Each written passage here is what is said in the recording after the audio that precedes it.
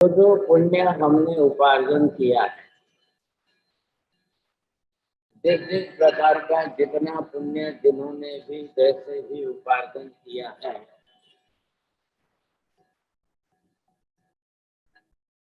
अब सवाल उनके पुण्य में से जो पुण्य फल देने वाला है वो तो टोटल 42 प्रकार की प्रकृति है, वो हमने लास्ट क्लास में देख लिए। 9 प्रकार से पुण्य उपार्जन करते हैं लोग। द्रव्य पुण्य, भाव पुण्य, मन से, वचन से, काया से। अब वो पुण्य उपार्जन करने के बाद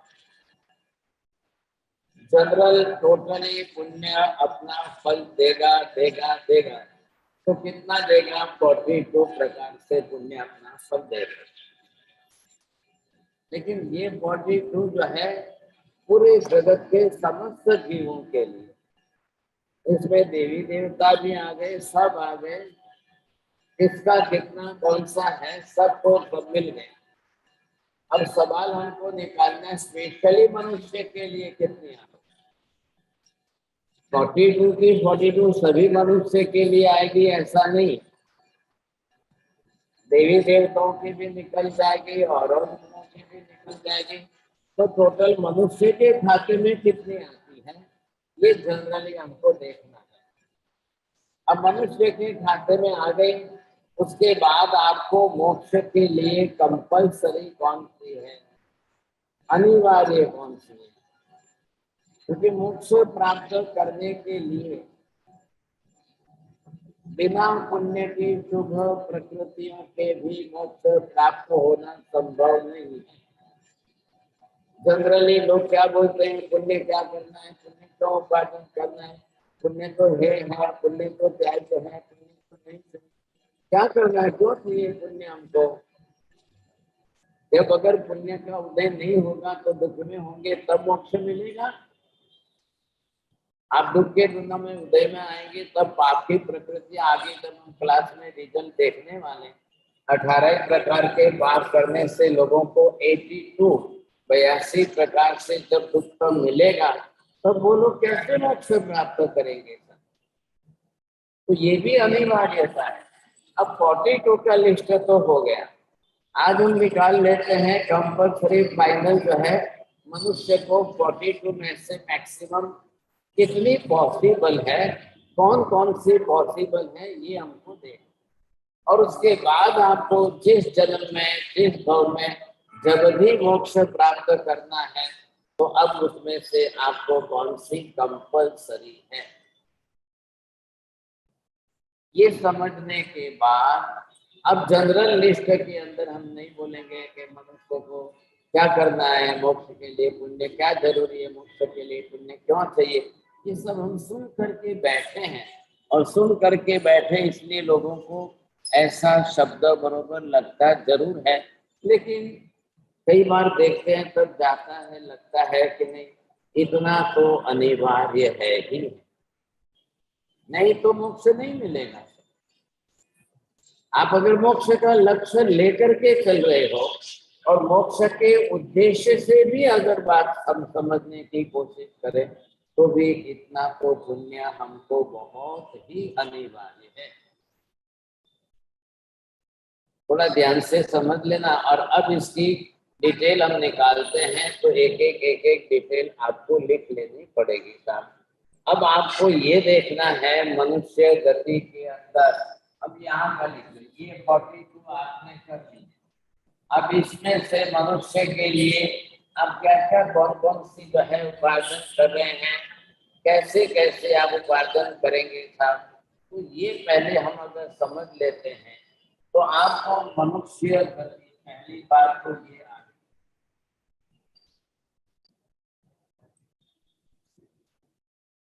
हाँ जी, सबको मालूम है कि हम स्वस्तिक बनाते हैं, तो स्वस्तिक बनाने के अंदर ये 4 गतियां हैं।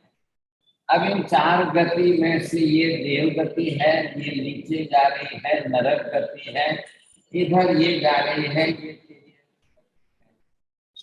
ये तीनों गतियां जो है स्वस्तिक बनाते हो तो सबको ख्याल है अब आप ध्यान दीजिए कि मनुष्य देव गति में से कोई देवी देवता कभी भी मोक्ष प्राप्त करता ही नहीं है।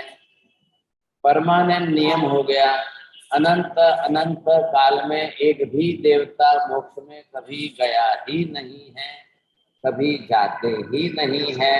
अनंत अनंत भविष्य काल में भी कोई भी देवी देवता मोक्ष में जाएंगे ही नहीं। ये तीनों नियम तीनों काल के हिसाब से ये फाइनल फिक्स हो गए साहब। बोलिए कानन बहन, बोलेंगे तीनों नियम। अनंत अनंत काल में कोई भी देवी देवता मोक्ष में गए ही नहीं है। अनंत अनंत काल तक कोई भी देवी देवता मोक्ष में जाएंगे ही नहीं। और अनंत अनंत काल में कोई भी देवी देवता गए ही नहीं है। तो ये बात फाइनल हो गई। अब आपको ये भी ध्यान में आ जाना चाहिए कि यहाँ पर ये देखिए कि यहाँ जो है ये स्वर्ग है, देवी देवताओं का स्थान जहाँ पर है, तो ये है यहाँ पर मोक्ष की सुंदर आप देखेंगे। अब यहाँ भी देवलोक है, ये भी देवलोक है, इधर भी देवलोक है। इसको कहते हैं 5 अनुत्तर देवी। ये 5 अनुत्तर देवलोक का है। अब यहाँ पर रहने वाले देवी देवता काफी है क्या है, लेकिन इन 5 अनुत्तर देवी देवताओं को आप ध्यान में लेंगे तो ये लगेगा कि यहाँ इतने नजदीक रहते हैं, तो भाई बहुत नजदीक है, चले जाएंगे। कोई मोक्ष क्या समझते हैं आप? ये कोई टूरिस्ट प्लेस है क्या? कोई घूमने जाना है क्या? तो यहाँ रहने वाले देवी देवता कितने नजदीक है, बहुत नजदीक। मोक्ष यहाँ है सिद्धशिला, और ये देवी देवता इनका देवलोक यहाँ है। लेकिन अनंत अनंत काल में एक भी देवी देवता मोक्ष में गए ही नहीं, जाते ही नहीं है, जा ही नहीं सकते हैं। मतलब क्या हुआ, इसको डिटेल में कर्म थ्योरी की लैंग्वेज में बोलिए। देवी देवताओं का वैक्रिय शरीर होता है, और वैक्रिय शरीरधारी कोई मोक्ष में जा ही नहीं सकता है। वैक्रिय शरीरधारी तब तपस्या नहीं करते हैं। औदारिक शरीर वाले मनुष्य ही तब तपस्या करते हैं, इसलिए उनका कोई सवाल ही नहीं है। अगली बात ध्यान में, परमानेंट प्रिंसिपल हो गया। अब ये नरक के नारकी जी, कोई मनुष्य मोक्ष में जाने की संभावना ही नहीं है। इधर तिर्यंच के पशु पक्षी, यद्यपि तिर्यंच के पशु पक्षियों का औदारिक शरीर होता है, लेकिन अनंत अनंत काल में एक भी तिर्यंच पशु पक्षी कभी मोक्ष में गए नहीं है, जाते ही जाएंगे भी नहीं। अब 4 में से 3 तो निकल गए साहब। अब अच्छा कौन? सिर्फ एक है मनुष्य। तो निश्चित हो गया मनुष्य ही मोक्ष में जाए। अब मनुष्य रहते कहाँ है? मनुष्य लोक में रहते हैं। यहाँ तो ये स्वर्ग है, तो यहाँ तो देवी देवता रहने वाले हैं। ये नरक है, यहाँ नारकी जीव ही रहने वाले हैं।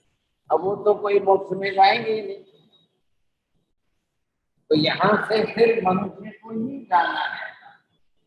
तो पहली बात क्या है कि मनुष्य की गति जो है बिल्कुल कंपल्सरी हो गई। अब ये मनुष्य गति बड़े प्रबल पुण्योदय से मिलनी तो चाहिए कि नहीं? इधर देखिए आप, अनंत जन्म देव के मिलेंगे, अनंत जन्म नरक के मिलेंगे, अनंत जन्म तेज गति के मिलेंगे। ये अनंत गुने जन्म तीनों गति में हो जाएंगे। इसके सिर्फ अनंत में भाग के ही जन्म मुश्किल से मनुष्य में मिलेंगे। बोलिए नरेंद्र जी, बोलेंगे। देव गति के अनंत भव मिलेंगे, नरक गति के अनंत भव मिलेंगे, और तिर्यंच गति के अनंत भव मिलेंगे, लेकिन उनके अनंत में गुने भव में ही मनुष्य गति मोक्ष में जा सकती है। अनंत गुने के सामने मनुष्य के सिर्फ अनंत में भाग के ही भव होते हैं।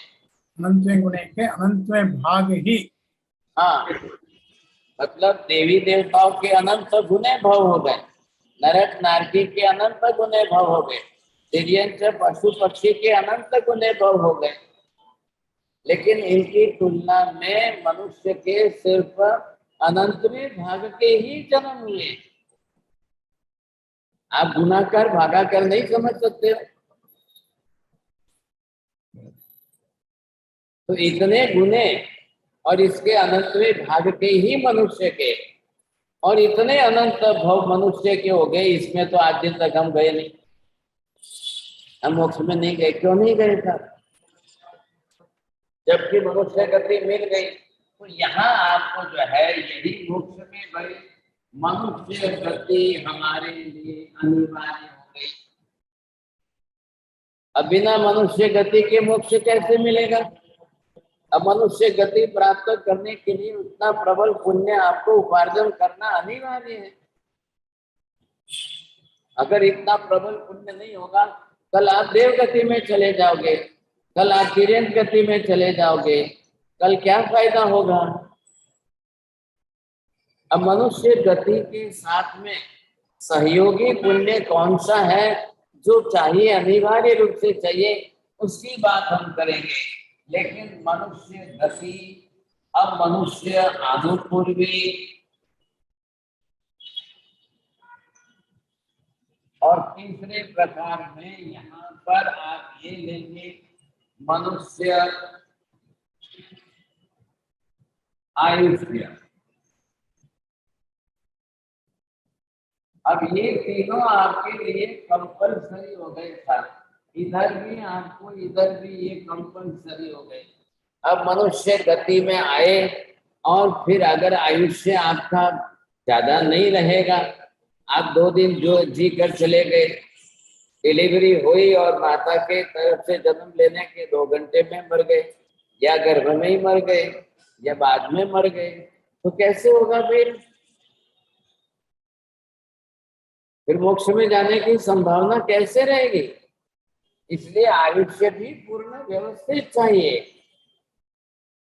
मनुष्य गति का होना अनिवार्य है। मनुष्य गति में आने के लिए जो अनुपूर्वी कर्म है वो आपको लेकर के आएगा ना। आप भले देव गति से आए हो, आप भले तिर्यंत गति से कहीं से भी आए हो, कोई नाम नहीं है, लेकिन आने के बाद आपको यहाँ पर पर्याप्त आयुष्य होना बहुत जरूरी है। चलो अब आ गए मनुष्य जाति में। अब आप ये सोचिए कि यहाँ आपको संज्ञी, पंचेंद्रिय, जाति, अगर आप संज्ञी पंचेंद्रिय पर्याप्त जाति वाले नहीं बने तो भी मोक्ष नहीं मिलेगा। पंचेंद्रिय तो और भी बनते हैं, असंज्ञी पंचेंद्रिय भी बनते हैं, असंज्ञी पंचेंद्रिय मनुष्य भी बनते हैं। क्या काम के क्या फायदा होगा? वो तो अपना कर्म क्षय कर नहीं सकेंगे, मोक्ष में जा नहीं सकेंगे। तो अनिवार्य रूप में आपको संज्ञी पंचेंद्रिय पर्याप्त, मोक्ष में जाने वालों को कंपलसरी 5 इंद्रियां परफेक्ट होनी अनिवार्य है। और ये सब प्रबल पुण्य से मिलने वाले चीजें। अगर वैसा और उतना पुण्य उपार्जन किया हुआ नहीं होगा साथ में, अब कैसे मिलेंगे, कैसे जाएंगे? ये सब जरूरी हो गया है। ऐसा संज्ञी पंचेंद्रिय के सिवाय आज दिन तक कोई मोक्ष में गया नहीं है, असंज्ञी नहीं गया है। पंचेंद्रिय के सिवाय चौरेंद्रिय, तेन्द्रिय, द्विन्द्रिय कोई मोक्ष में अनंत काल में भी नहीं, कभी गया ही नहीं है। सवाल ही नहीं खड़ा होता है। ये हमको समझना है यहाँ पर। तो जाने के लिए संज्ञी होना मतलब क्या होता है? बोलेंगे सब? प्रज्ञाबेन, संज्ञी थवु એટલે શું? જેમની પાસે મન છે। हाँ जी, संज्ञी का मतलब समनस्क, मन वाला होना चाहिए था। मन है तो विचार करेंगे, मन है तो ही मन वाले को ही मोक्ष मिलता है। आप ये मत सोचिए कि मन तो बहुत बात कराता है, मन से तो बहुत विचार आते हैं, मन से बहुत कर्म आते हैं। भाई साहब सब बात ठीक है, लेकिन अगर आपके पास ज्ञान सही है तो विचार भी आपके सही बनने लग जाएंगे। कोई चिंता ही नहीं है साहब। विचार सही आने, विचार अच्छे होने बहुत आवश्यक है, लेकिन संगी होना तो जरूरी है ना। बिना मन वाला तो अनंत काल में कोई मोक्ष में नहीं गया, और पंचे ने के सिवाय तो चौरी ने देवरी रोहिणी वाले तो कोई सवाल ही नहीं होता है मोक्ष में जाने का। अब ये पुण्य इतना प्रबल हमको उपार्जन करना पड़ेगा कि नहीं करना पड़ेगा? चलो, अब आपने संगी पंचे लिए तो ले लिया, अब आपको जो है क्या चाहिए? औदारिक शरीर है।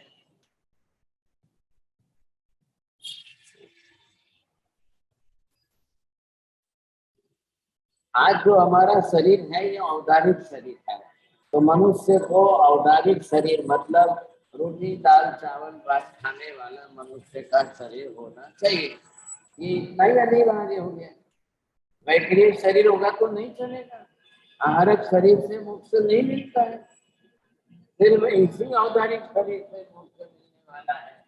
अब इसी तरह से जब औदारिक शरीर मिल गया तो इसके साथ में औदारिक का अंगोपांग भी व्यवस्थित पूरी तरह से मिलने चाहिए, जरूरी है। हाथ पैर आंख नाक कान अंगुलियां जो है ये सब हमारे शरीर के अंगोपांग हैं, तो ये मिलनी उतनी कंपलसरी है। सभी इंद्रियां कौन बनाता है? सभी इंद्रियां परफेक्ट बने, व्यवस्थित बने। पांचों इंद्रियां आपकी बिल्कुल शुद्ध सुव्यवस्थित होनी चाहिए। हाथ पैर के शरीर के अंगोपांग निर्माण नाम कर्म आपका बनाए, और उसी में हाथ पैर की अंगुलियां सब सही ढंग से होनी। अब वो पुण्य कर्म है सबका, और वैसा पुण्य कर्म नहीं होगा तो सब कम ज्यादा हो जाएगा। एक अंगुली भी कम हो जाएगी, एक अंगुली भी ज्यादा हो जाएगी, वो फिर शुभ पुण्य का उदय नहीं है। हाथ की अंगुली कम ज्यादा हो जाए, पैर की अंगुलियां कम ज्यादा हो जाए, ऐसा नहीं चलता है ना। एक मनुष्य का जो फिजिकल स्ट्रक्चर है वो एक परमानेंट है। ये तो हमको पागल बनाया गया ब्रिटिश लोगों ने, आपको सिखा दिया जानवर में से बंदर में से मनुष्य बन गए, और बंदर में से आ गए। अरे भाई, आज भी बंदर, लाखों बंदर आ गए। चिंपांजी भी है, बंदर भी है, मंकी की जातियां भी कई प्रकार की है, कोई मनुष्य नहीं बनता है। हिंदुस्तान के अंदर इन ब्रिटिशर लोगों ने और मैकाले के एजुकेशन पॉलिसी ने जो नुकसान किया है, और डार्विन की थ्योरी ला करके हमारे सिर पर थोप दी गई बेमतलब की। हमारा जो शुद्ध ज्ञान था वो तो लेने ही नहीं दिया किसी को। जो शास्त्रों का ज्ञान, तत्वों का ज्ञान, पदार्थों का ज्ञान, और ऐसा परमानेंट ज्ञान किसी को लेने ही नहीं दिया, मिलने ही नहीं दिया। और कॉलेजों की बड़ी बड़ी फीसें लेकर के उनको जो है डार्विन की ओर बताई। आज भी चल रहा है नाटक, आज भी लोग जो है ये सीख रहे हैं, आज भी सिखा रहे हैं, आज भी लोग पैसे दे रहे हैं, हजारों रुपए की फीस दे करके पढ़ रहे हैं। क्या करना है, देश का कितना नुकसान किया है लोग। अब यहाँ से हमने ये देखा कंपल्सरी शरीर का निर्माण होना चाहिए, अंगोपांग नाम कर्म होना ही चाहिए तब। अब आपको जो है ये इस लाइन में हम देखते हैं कि इसमें आपको आहारक शरीर,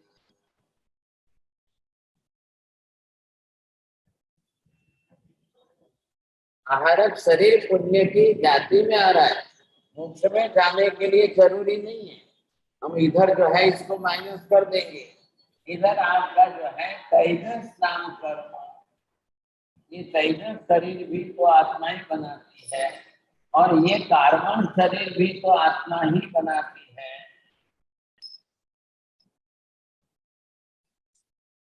शरीर तो बनाना ही है भाई। पुण्य की जो प्रकृतियां हैं, पुण्य ने अपनी तरह से जो बनाया है, वो भी शरीर जो है इसी तरह के, इसी कक्षा में आ रहे हैं।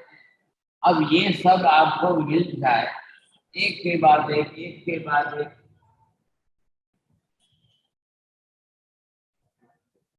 अब इसी तरह से आप आगे, सबसे बड़ी बात अब आगे कितने जो है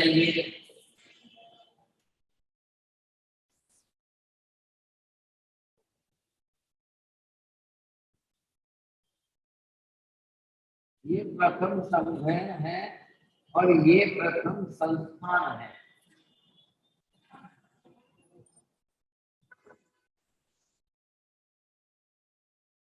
संघयन कहते हैं शरीर की कैटल को और जॉइंट्स के स्ट्रक्चर को, ये संघयन संज्ञा दी गई है। हमारी बोन्स वगैरह कितनी सॉलिड मजबूत है, तो उसको कहते हैं प्रथम संघयन का नाम वज्र ऋषभ नाराज संघयन है। तो ये कंपल्सरी होता है। अब ये प्रथम संघयन मध्य मोक्ष में जाने के लिए अनिवार्य है।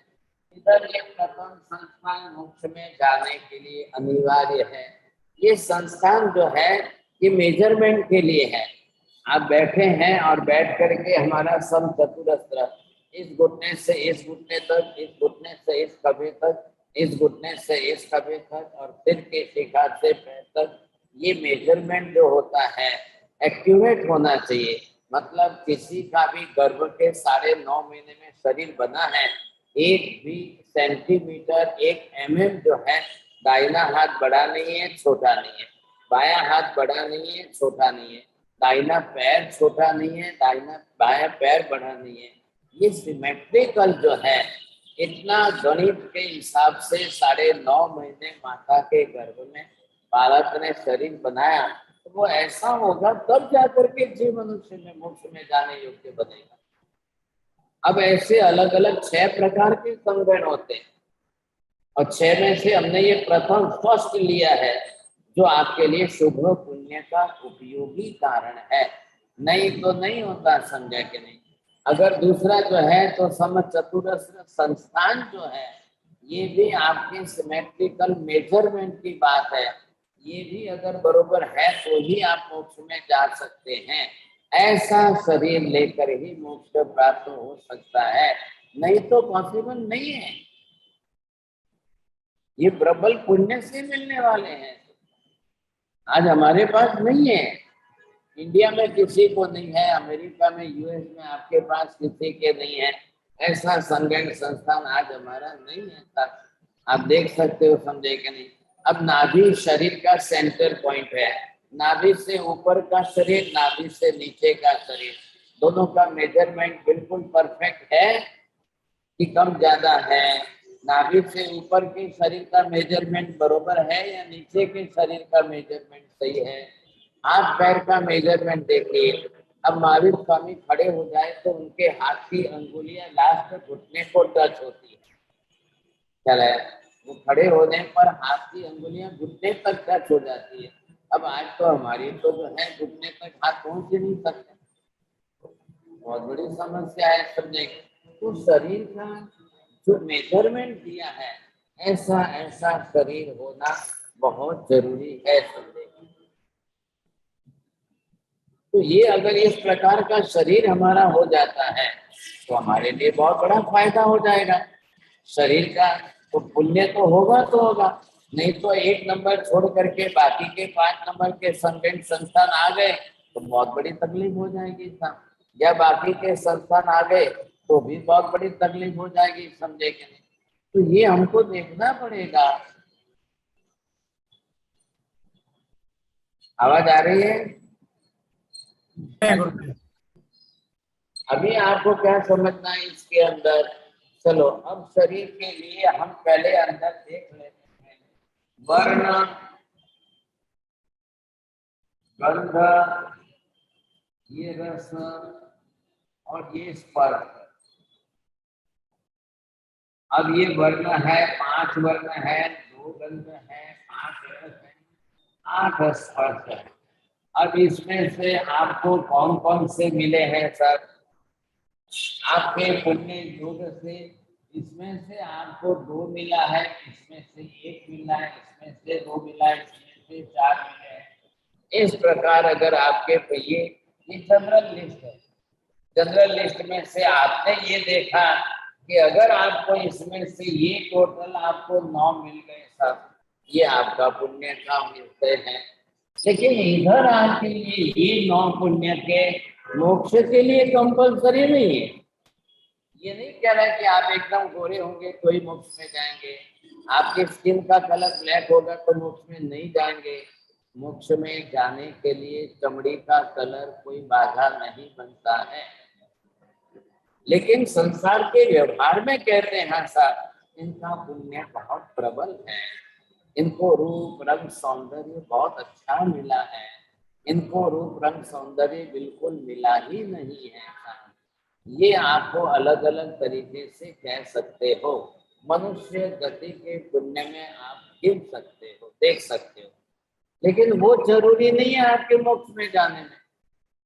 उधर आप अपने हिसाब से देखिए, कोई भी हो, किसी भी रूप रंग का हो, मोक्ष में जा सकते हैं, उसको कोई नाम नहीं है। और रस वगैरह 5 रस में से 2, अरे भाई मोक्ष में जाने के लिए तो तप ही तो करना है, तब करके तो रस को त्याग करना है आपको, तो रस निवृत्ति हो जाएगी। लेकिन संसार के अंदर जिनको शुभ पुण्य के अंदर जीवन जीना है, उनको रोज अच्छा खाने को मिल जाए, वैसे रस अगर आपको अच्छे मिल जाते हैं तो वो आपके पुण्य का उदय है। ये बात यहाँ पर जनरल लिस्ट में, तो यहाँ जनरल लिस्ट के अंदर ये कितने हैं, ये जनरल लिस्ट में 20 है। अब 20 में से अगर आपने पुण्य योग से 9 प्राप्त किए, किसी ने 7 प्राप्त किए, किसी ने 11 प्राप्त किए हैं, सबके अपने अपने हिसाब से हैं। आपकी माता जी आपके कितने हैं? जितने आपने लिखे हैं उतने ही, जैसे एक वर्ण, एक गंध, 2 रस। आपके बोलिए ना, मैंने आपके नहीं लिखे, मैंने तो जनरल लिखे हैं। आपको आपके जितने हैं आप ढूंढ निकालना। अशोक जी तुम्हारे बधाई 9 थी, વધારે 11 છે, 10 છે, 8 છે, जितना 6 आप अपनी अपनी स्टडी कर लेना, हिसाब से गिन लेना आपके पुण्य के हिसाब से कितने। 20 है टोटल, तो 20 में से तो पाप के भी तो जाएंगे ना। कड़वा रोज आपको खाने को मिल जाए तो बोलेंगे भाई ये तो अशुभ का उदय है। तो अलग अलग प्रकार से सबके हैं, कम ज्यादा का हिसाब सभी रखेंगे। अब रही बात ये कि मनुष्य के अंदर आप आ गए, अब मनुष्य अपने हिसाब से जो है जितने प्रकार में से आप देख लो, अगुरु लघुपना आपका कितना है।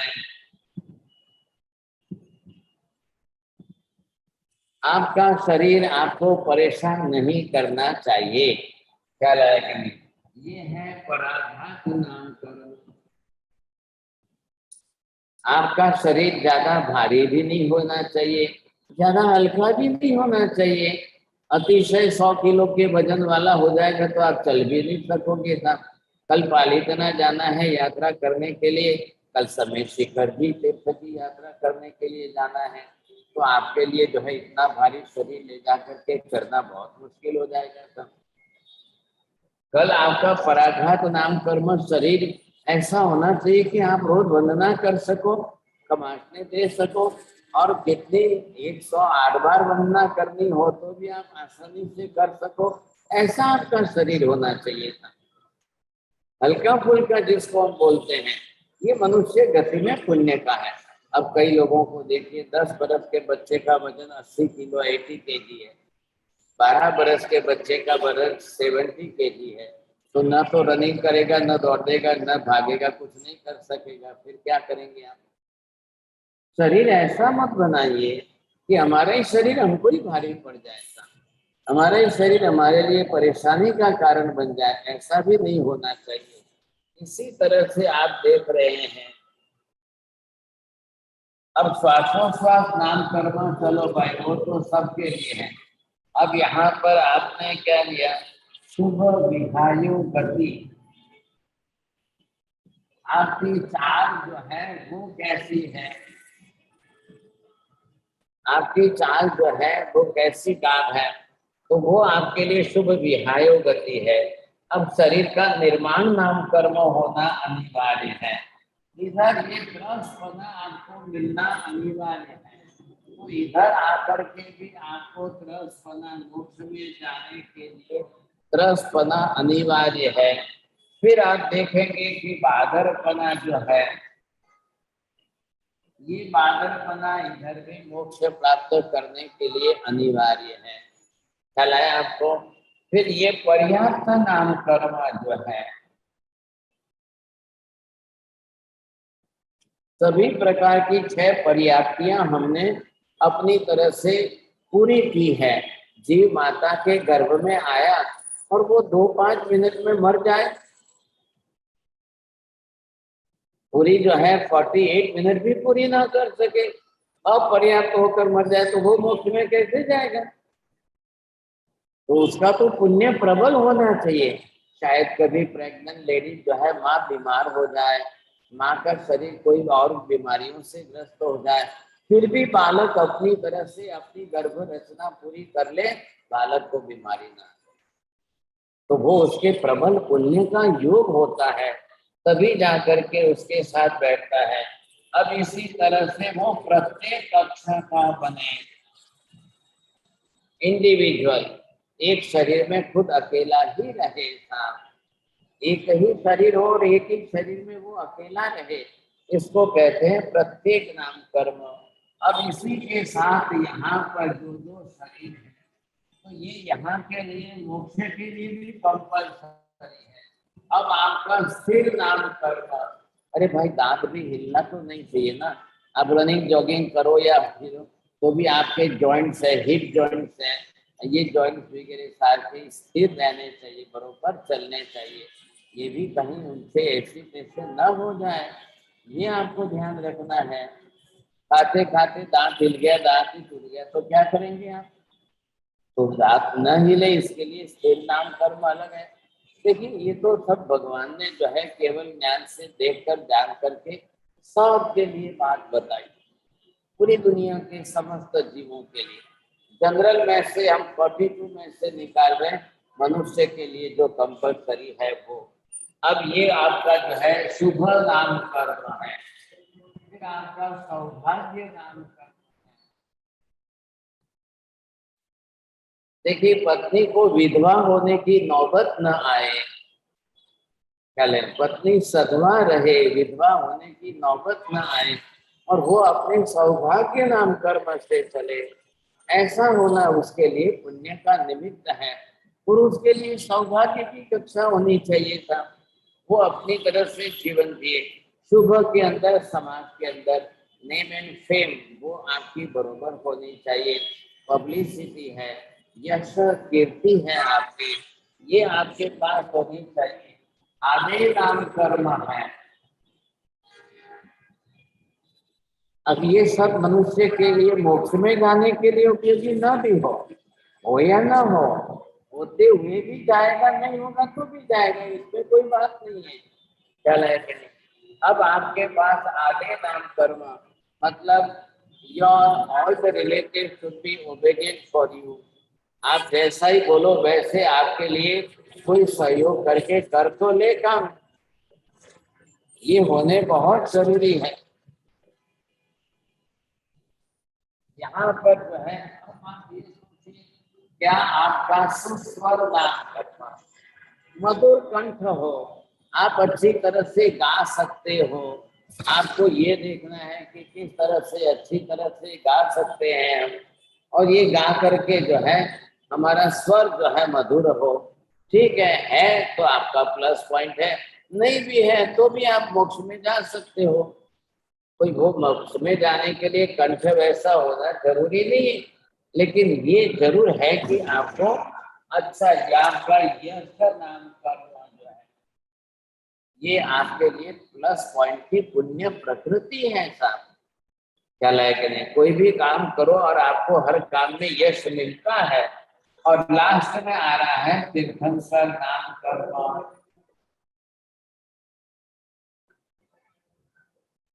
अब ये तीर्थंकर नाम कर्म ये भी आप देख लीजिए, ये आपके लिए मोक्ष में जाने के लिए कंपल्सरी नहीं है, चला यह नाम कर्म मोक्ष में जाने के लिए कंपल्सरी नहीं है आपके पास है तो ये आपका मेरिट है ना, प्लस पॉइंट का मेरिट अच्छा है आपका, लेकिन ये नहीं है कि तीर्थंकर नाम कर्म नहीं होगा तो मोक्ष में नहीं जाएंगे। हाँ, तीर्थंकर नाम कर्म प्लस पॉइंट है। आप तीर्थंकर भगवान बन करके मोक्ष में जाए, ये विशेषता है। कल मान लो तीर्थंकर नाम कर्म नहीं है तो आप आचार्य बन के जाइए, उपाध्याय बन के जाइए, साधु साध्वी बन के जाइए, गणधर बन के जाइए। और कोई आचार्य उपाध्याय गणधर नहीं बनना है, कोई हरकत नहीं। हम सामान्य साधु साध्वी बन करके मोक्ष में जा। मोक्ष में जाने के लिए क्या चाहिए? कर्मक्षय चाहिए, निर्जरा करनी है। लेकिन निर्जरा करने के लिए हमारे पास सहयोगी पुण्य अगर प्लस में है तो बहुत अच्छा है ना। आप अगर पुण्यवान पुण्यशाली है, आपने अगर सामायिक ली है, आप औषध लेते हो, संवर लेते हो, तो कोई तो आपके लिए घर चलाने वाला, खिलाने पिलाने वाला, रसोई बनाकर आपको भोजन करा दे, आपकी ऑर्डर आज्ञा होते ही सब कुछ साधन सामग्री लाकर हाजिर कर दे, ये आपके पुण्य का उदय है। ऐसा ना हो कि आप दिन भर सामायिक करो, औषध करो और फिर इधर खाने को ही ना मिले, पीने को ही ना मिले, पहनने को दो कपड़े ना मिले, रहने को घर ना मिले। ये जो प्राथमिक आवश्यकता है, रोटी कपड़ा मकान, अब ये तो सबके लिए कंपल्सरी है, लेकिन सबको मिलता है? नहीं भी मिलता है। आज भी स्लम एरिया में लेने वाले लाखों करोड़ों लोग हैं, नहीं मिलता, उनको मुनासिब नहीं है समझेंगे, तो क्या करेंगे? ये तो होना ही होना है। ये हो गई हमने टोटल मनुष्य गति में टोटल पुण्य की प्रकृतियां निकाली है।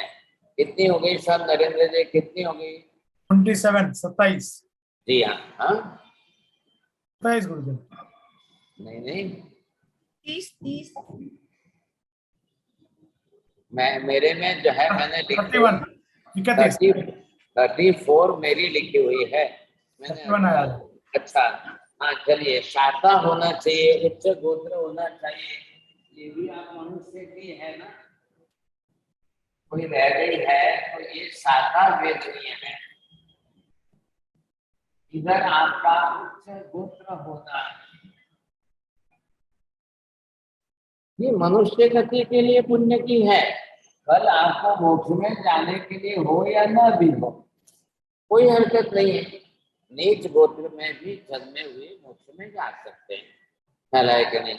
वो कर्मक्षय करके आपको जाना है मोक्ष में, वो आप अलग से समझेंगे। लेकिन इधर आपके लिए शाता वेदनीय है तो अच्छी बात है, नहीं है तो मान लो रोग बीमारी है तो कोई हरकत नहीं। आप बीमारियों को भी सहन करते भोगते हुए भी अपने कर्मक्षय करके आप जा सकते हो, कहलाएगा। तो ये हमको टोटल जनरल लिस्ट मिल गया था। अब मैंने ये जनरल बता दिया, आपका पर्सनल कौन सा कितना कम ज्यादा है। जैसे अभी प्रथम संगठन नहीं है, संस्थान नहीं है, वो माइनस कर लो। अगर किसी के पास सुंदर स्वर नहीं है, 11 जी आपके पास मधुर कंठ स्वर अच्छा है नहीं है, चलो आप अपनी माइनस कर लो। मीना बहन के पास है तो वो अपनी प्लस में जोड़ ले, इसमें क्या फर्क पड़ गया? जिसकी जो है वो जोड़ लो, नहीं है तो माना। ये जनरल लिस्ट है ना पूरी दुनिया के लिए, आपके अकेले के लिए नहीं है। अब आप इसमें से भी आपकी माइनस करके बोलिए, आपके लिए 25 है, 22 है, 25 है, 27 है, 20 ही है, जो है सो है। आपने जितना पुण्य उपार्जन किया है उसके हिसाब से आपको प्राप्त हुई। कोई भी हो, एक कन्या है साथ, अब उसको अच्छा घराना तो मिल गया ना, अच्छा परिवार तो सामने मिल गया, 2 बेटे आपको अच्छे मिल गए, आपका संसार सुखी हो गया, आपको धन संपत्ति खाने पीने रहने का। अभी इसके अंदर हमने कपड़ा लत्ता पैसा दागिना आभूषण जो है सब कहाँ जोड़ा है, गाड़ी बंगला सब कहाँ जोड़ा है? तो वो आपके अंदर जो है वो यश नाम कर्म और इन सब के साथ में इंक्लूड हो जाता है। आप कोई दुखी घर में तो नहीं जन्मे था, कोई गरीब घर में तो नहीं जन्मे हैं आप, कोई स्लम एरिया में तो नहीं जन्मे, कोई फुटपाथ पर तो आप नहीं रह रहे हो, कोई फुटपाथ के कचरे पट्टी में से बीन करके खाने की नौबत तो आपकी नहीं था। इतना ये सब आपका प्लस पॉइंट ही तो है, ये सब आपके लिए अच्छे पुण्य की बात है।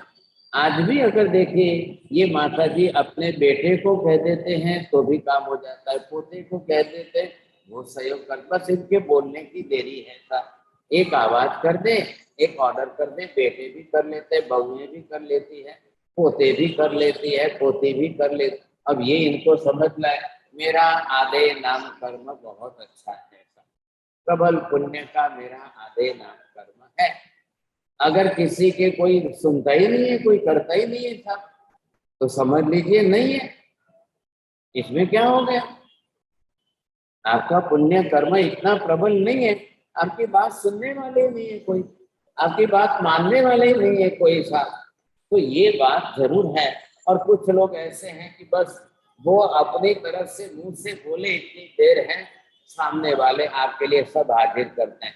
अरे बोलने की भी नौबत नहीं आती है, आपके इशारे में ही सामने वाले हाजिर कर देते हैं। ये आपका अच्छा प्रबल पुण्योदय है, क्या लायक नहीं? ये प्रबल है। अगर आपको कोई सत्ता मिली है क्या, आप बड़े पद पर हैं क्या, बड़ी पोस्ट पर हैं क्या, वो एक्स्ट्रा पुण्य है आपका। लेकिन वो पुण्य आपके लिए मोक्ष में जाने के लिए काम का है, वो आपको जरूर छोड़ना है। मैंने आपको क्या एग्जांपल दिया था साहब, आपको 10 किलोमीटर ड्राइव करके जाकर मंदिर के दर्शन करने हैं, 20 किलोमीटर ड्राइव करके जाकर के आपको साधु संत से जिन वाणी श्रवण करनी है, वंदना करनी है, तो गाड़ी तो चाहिए ना साहब। आपको 10 मिनट में 10 किलोमीटर जाना है, 10 मिनट में 20 किलोमीटर जाना है, तो आपको शायद गाड़ी चाहिए, रहने के लिए मकान चाहिए, पहनने के लिए कपड़े चाहिए। स्त्री शरीर है तो रूप रंग सौंदर्य चाहिए, स्त्री शरीर है तो कपड़े आभूषण गहने सब आपकी शोभा में अभिवृद्धि करने वाले हैं। ये सब पुण्य दे रहा है, लेकिन सबको सरीखा तो नहीं मिल रहा है ना, सबको एक सरीखा नहीं मिल रहा है। क्यों नहीं मिल रहा है सब? अपना अपना पुण्य, किसी ने कम पुण्य उपार्जन किया है, किसी को कम साधन सामग्री मिलेगी, किसी ने अच्छा ज्यादा पुण्य प्रश्न उपार्जन किया है, उसको और भी ज्यादा अच्छा मिल जाएगा, समझे कि नहीं? सबको अपने अपने हिसाब से मिल रहा है।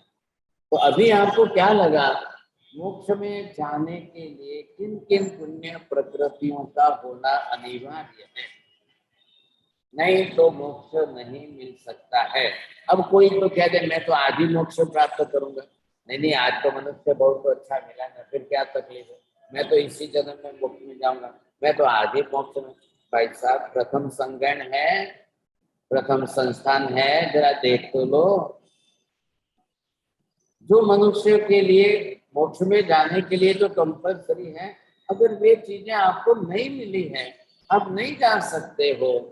अब आ गया आरा, पंचम काल, 5वें आर्य का कलयुग। तो आज के 5वें आर्य के कलयुग में भरत ऐरावत क्षेत्रों में प्रथम संगयन, प्रथम संस्थान नहीं मिलता है। हाँ, आज आप महाविद्यालय में चले जाइए, सबको मिलेगा, वहां मिलेगा। तो जब वहां मिलेगा तो आप उस प्रकार से जो है वैसा शरीर वहां धारण करके वहां से मोक्ष में जा सकोगे। आज यहाँ हमारे पास कितना मिला है। अब मैंने आपको 42 इन जनरल बता दिया, मनुष्य के टोटल कितने मिलते हैं वो बता दिए। अब उसमें से मोक्ष के अनुकूल कितने मिलते हैं वो बता दिया। अब आप पर्सन लीजिए अपना अपना, ये तो केवल ज्ञानी ने जगत के समस्त जीवों के हिसाब से बताया। अब आप अपना अपना पर्सन निकाल लो, अपना अपना पर्सन निकालोगे तब आपको पता चल जाएगा। 20 है, 22 है, 25 है, जितनी है आपके जो उपार्जन की है उतनी है। चलो अब ये इससे क्या होगा, अब आपको ये समझना है कि इस जन्म में मैं नया पुण्य उपार्जन क्या करूं। मुझे अगले जन्म में भी अगर महाविदेह में भी मोक्ष में जाना है, चलिए साहब, तो कम से कम आज के अब मुझे ये तो सीखने को मिल गया कि अब अगले जन्म में, आज तो संभव नहीं है, मान लो अगले जन्म में मनुष्य मोक्ष में जाना है, तो मुझे अब मैक्सिमम कितनी उपार्जन करनी चाहिए। कल महाविद्यालय में जाएंगे आप, ध्यान रखिए, आप महाविद्यालय में जाने वाले हो या देवगति में जाना चाहते हो, किसको कहाँ जाना है? किरण भाई दोषी बोलिए, आपको कहाँ जाना है? મોક્ષમાં છે, મનુષ્ય ગતિમાં લઈને પછી મોક્ષમાં જવાનું છે। मोक्ष की आज मोक्ष संभव नहीं है, इसलिए मोक्ष की बात मत करिए। मेरे को राजी करना नहीं है आपको ये देखना है कि अब आपको यहाँ से महाविद्य में जाना है या महाविद्य में देवगति में जाकर देवी देवता बनना है, नहीं बनना या है। जहाँ आपकी इच्छा है। तो वहां जाने के लिए भी अगर आज यहाँ पुण्य उपार्जन करेंगे तो यहाँ से उपार्जन करके वहां लेके जाएंगे, वहां जाने के बाद नहीं मिलेगा। यहाँ अगर पुण्य है वैसा तो महाविद्य में वैसी माता के गर्भ में आप जाएंगे, आप प्रथम संगठन प्रथम संस्थान सब आप निर्माण करोगे। बाद में नहीं होता है। जब 9.5 महीने का गर्भकाल जो है महाविद्य में भी है, वहां पर भी माता के गर्भ में जाकर के शरीर बनाना है।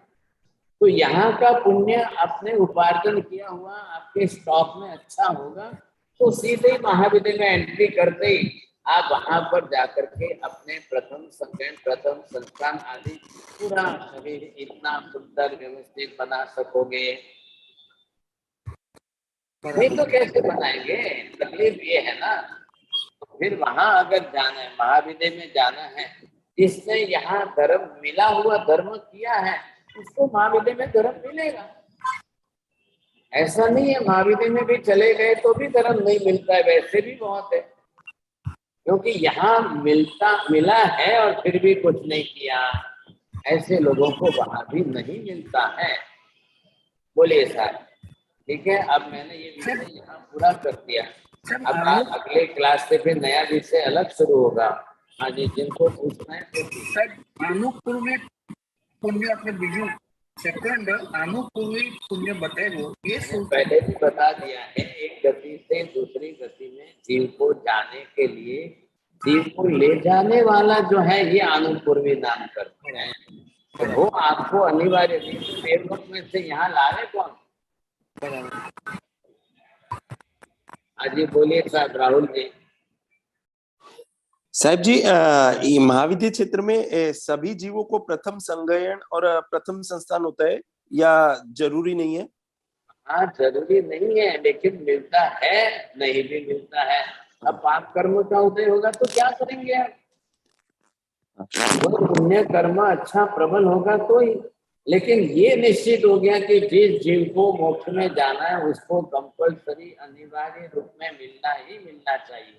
लेकिन वो पुण्य उपार्जन करेगा तो मिलेगा सर। ठीक जी, ठीक। बोलिए, आपको पूछना है कानन बहन? बोलिए, क्या पूछना था? सर आपने जो वैसे बताया मनुष्य अनुपूर्वी, जो आपने बताया वो टाइम ड्यूरेशन होता है, सो मोक्ष के लिए वो क्यों आवश्यक होता है? That's what my question was. मोक्ष में अगर ये शरीर नहीं मिलेगा तो क्या करेंगे आप? मानव शरीर चाहिए, मनुष्य भव चाहिए, फिर जो है तीर्थंकर भगवंतों का योग हो वैसा चाहिए, आरा चाहिए। अब शरीर ना, आपको आत्मा को वहां ले कौन जाएगा? अनुपूर्वी नाम कर्म ही वहां पर ले जाएगा और उच्च गोत्र आपको घर ढूंढ के दे देगा। बढ़िया अच्छा घराना मिल गया, धर्मिष्ठ माता पिता मिले, उनके गर्भ में जाएंगे तो 9.5 महीने वैसा शरीर बनाएंगे। अब यहाँ तो झुपड़पट्टी में भी तो रोज जन्म ले रहे हैं ना, फुटपाथ पर भी रोज जन्म ले रहे हैं, रेलवे के पास में पड़े हुए भी रोज जन्म ले रहे हैं, कचरा पट्टी में से कुत्ते की तरह से बीन बीन करके खाने वाले हिंदुस्तान में बहुत है, दुनिया में है। क्या करेंगे आप? पुण्य ही नहीं है, अगर आपके पास स्टॉक में ही नहीं है पुण्य तो कैसे होगा? कोई वहां जाके आपको देने वाला नहीं है। आप महाविद्य में जाकर किसी के पास मांग करके लाओ, भैया मेरे को प्रथम संगठन दे दो, अरे भाई साहब मेरे को प्रथम संस्थान दे दो। आप किसी को मांगने जाओगे क्या? मांगने जाने से नहीं मिलता है, मांगने से पैसा मिल जाएगा, लेकिन संगठन संस्थान तो जीव 9.5 महीने गर्भ में बनाकर साथ में ले जाएगा, उसके बिना संभावना नहीं है। तो हम ये अनुपूर्वी कर्म कैसे? तो देव गति में से आपको यहाँ लाया कौन? आपको यहाँ से महाविद्य में ले कौन जाएगा?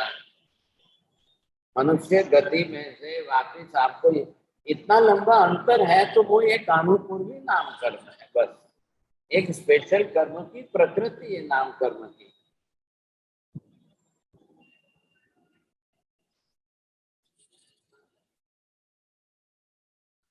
पूछना है तब राहुल जी बोलिए। हाँ हो गया साहब जी, हाँ क्लियर जी, हो गया। हाँ जी। और किसको पूछना है बोलिए। हाँ हाँ साहिब जी। हाँ साहिब जी, तो यानी जो ये अनुपूर्वी कर्म से गति होती है, तो दैट मीन्स के कई गति ऐसे आकाश में भटकती है। ऐसा मत सोचिए ना गति भटकती है, ये क्या बोल रहे हैं आप, कुछ का कुछ क्यों बोल रहे हैं। नहीं मीन्स जो अगर गति नहीं मिली मीन्स ज्यादा टाइम लगता है दूसरी गति में जाने के लिए आप कि चार गति मनुष्य देव तिर्य नरक, और वहां उस चार गति की बात है, कोई आकाश में भटकने की बात ही नहीं है। जो भी जाएगा 1 सेकंड में पहुंच जाएगा। नरक में जाएगा तो भी 1 सेकंड में पहुंचेगा, तिर्यंत में जाएगा तो 1 सेकंड में पहुंचेगा, मनुष्य में जाएगा, देव में जाएगा, पहुंचना ही उसको है, सबको ये कंपल्सरी जाना है। हाँ, तो मनुष्य अनुपूर्वी इज गिवन द गति, राइट। हाँ, ये देवता में से आपको मनुष्य में लेके आएगा। कल तिर्यन चानुपूर्वी वो भी पुण्य की आएगी। हमने मनुष्य की निकाली है, जनरल में वो भी लिस्ट है, तिर्यन चानुपूर्वी भी है, देव अनुपूर्वी भी है, वो सबके लिए है। ओके हमने मनुष्य की निकाली है, पहले आपको जनरल बताई, उस लिस्ट में सब हाँ अलग हाँ थी। हाँ तो ओके 42 में थी ना, 42 में सब ली थी हमने। ओके चलिए अब मैं यहाँ पर पुण्य का एक विषय पूरा करता हूँ। कल है पुण्य उपार्जन करने के 9 प्रकार, उपार्जित किए हुए पुण्य के फल रिजल्ट में 42 प्रकार का पुण्य, उसमें से मनुष्य को कितने मिल सकते हैं, उसमें से देव मोक्ष में जाने के लिए किसको कितने अनुकूल होते हैं, कंपल्सरी होते हैं, सब्जेक्ट यहाँ पर पूरा होता है। अब नेक्स्ट क्लास के अंदर हम फिर अलग से दूसरे विषय पर आएंगे, जो अशुभ पाप कर्म का है उस पर आएंगे। फिर वो भी तो एक विषय सामने ही है ना, समझ लेना था। मथेन वंदामी महाराज 42 में से मनुष्य का जो आपने बताया वो कितने टोटल है और कितने मोक्ष में जा सकते हैं टोटल उसमें से। आपको निकालना है, होमवर्क कर लेना थोड़ा सा। मैंने 30 मेरे पास 30 आ रहा है महाराज लिस्ट में। 30 आया तो वरना के अंदर सब 34 तक आ जाएगा। शाता वेदनीय उच्च गोत्र जोड़ी लीजिए तो 34 हो जाएगा। अब 34 में से मोक्ष में जाने के लिए तो आपको चाहिए ही कितने था, कोई ज्यादा नहीं चाहिए, 10-15 भी हो गई तो भी बहुत हो गया। ऐसा जो कंपल्सरी है वो तो है ही था। मोक्ष में जाने के लिए आपके पास जो है गाड़ी बंगला मकान हो या ना भी हो तो भी चलता है, कोई पोस्ट आपके पास बड़ी हो या ना हो तो भी आपको चलता है, ये बात समझ लीजिए। मत्थे मंदा में एक सवाल है, गुरु लदू जो आपने बताया, तो अगर अपनी बॉडी जब when you are born slim हो और विथ एज स्ट्रेस और whatever is the reason thyroid वगैरह की वजह से अगर गेन करता है वेट या लॉस करता है तो दैट इज ऑल्सो कंसिडर अशुभ। तो पुण्य नहीं है आपका, पुण्य प्रकृति अशुभ कर्मों के लिए, फिर आपका शरीर भारी हो जाएगा और भारी हो जाएगा। फिर अब सबके अलग अलग वजन। मथिनंदा में हाफ ऑफ द एज, जैसे समझे कि आप 50 के हैं और मोस्ट ऑफ द एज में आप अगर स्लिम रहे और बाद में towards the end of the age आप थोड़ा गेन कर रहे हो। कर्म की सब प्रकृतियों का अपना अपना टाइम है। क्या है कौन सी कर्म प्रकृति जो बाद में आने वाली, सभी तो गर्भ काल की नहीं है ना, सभी कर्म प्रकृतियां 9.5 महीने के गर्भ काल की नहीं है, बाद की भी बहुत है। बाकी की जो आएगी तो वो आएगी। अब पर्याप्ति नाम कर्म गर्भ काल से है तो वो तो साथ में ही रहेगी। अपरसपन आएगा, ये जो आएगा तो स्थिर नाम कर्म है वो है। अब कल बदल जाएगा तो दांत हिलने लग जाएंगे, तब क्या करेंगे। 100 बरस तक दांत आपके अखंड बिना हिले बरोबर मजबूत रह जाए तो बात अच्छी है। हम लोग यही करते हैं कि स्थिर नाम कर्म, हिलने वाले दांत को वापस रूप में कैसे फिट करना उसकी दवाई लेनी है। आपको फटाक से निकाल देना जरूरी नहीं है। अरे ये दांत तो हिल रहा है निकाल दो, अरे ये हिल रहा है तो क्या हो गया, हिल रहा है तो उसको जड़ी बूटियों से उसको फिक्स करो, फिर वापस स्थिर हो जाएगा, क्योंकि निकाल के फेंकने का थोड़ी है सर। ये आजकल जब जो है सबने बना दिया कि निकाल के फेंक दो, फिर बाद में ला करके आर्टिफिशियल डाल के बनाओगे। जो गर्भ रचना में जो ओरिजिनल बनता है वो ओरिजिनल होता है, बाद में लाकर आर्टिफिशियल सेट नहीं कर सकते हैं।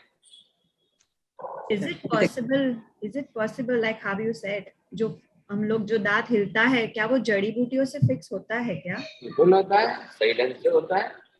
इधर से नाम कर्म लेके आए हो तो कोई किसी प्रकार के वायरस, जर्म्स, बैक्टीरियल ग्रोथ या शक्कर ज्यादा खाने से होगा आपका। शुगर ज्यादा हो रही है, कैल्शियम कम हो रहा है तो ये प्रॉब्लम होगी। आप अभी से ही बच्चों को, बेटों को जो है मत खिलाइए, शक्कर तो बहुत नुकसान करने वाली है। पहले से फायदा होगा तो अच्छी बात है। चलिए अब दूसरी क्लास है वापिस आज की। नमो हरिहंताणं, नमो सिद्धाणं, नमो हरियाणं, नमो वज्रायाणं, नमो भोवे सव्वसारणं, एषु पंच नमोकारो सव्वभावपणासनं, मंगलानं च सर्वे सिंपडमं अवै मंगलम्। मंगलं भगवान् वीरु, मंगलं गौतम प्रभु, मंगलं स्थूलिभद्राद्या, जैन धर्मोऽस्तु मंगलम्। चत्तारि मंगलम्, हरिहंता मंगलम्, सिद्धा मंगलम्, साहु मंगलम्, केवली पन्नतो तद्भो मंगलम्। चत्तारि लोकोत्तम, हरिहंता लोकोत्तम, सिद्धा लोकोत्तम, साहु लोकोत्तम, केवली पन्नतो तद्भो मंगलम्। चत्तारि शरणं प्रवक्ष्यामि, हरिहन्ते शरणं प्रवक्ष्यामि, सिद्धे शरणं प्रवक्ष्यामि, साहु शरणं प्रवक्ष्यामि, केवली पन्नतं धम्मं शरणं प्रवक्ष्यामि।